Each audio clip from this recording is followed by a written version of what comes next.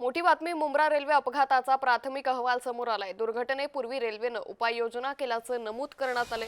दोन्ही लोकल ताशी 75 किलोमीटर वेगानं धावत होत्या।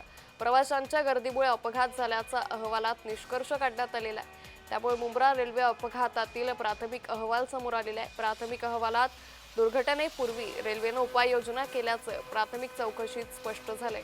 ही संपूर्ण घटनाक्रम एकत्र करून त्याचा निष्कर्ष काढण्यात आलाय। अपघात नेमका कसा झाला होता? मध्य रेल्वेच्या कसारा सीएसएमटी जलद रेल्वे मार्गावर हा अपघात झाला।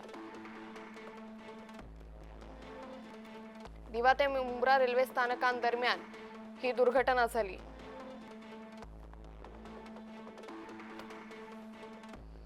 एक लोकल कसाऱ्याहून सीएसएमटी कडे तर दुसरी लोकल सीएसएमटी कडून कल्याणकडे जात होती।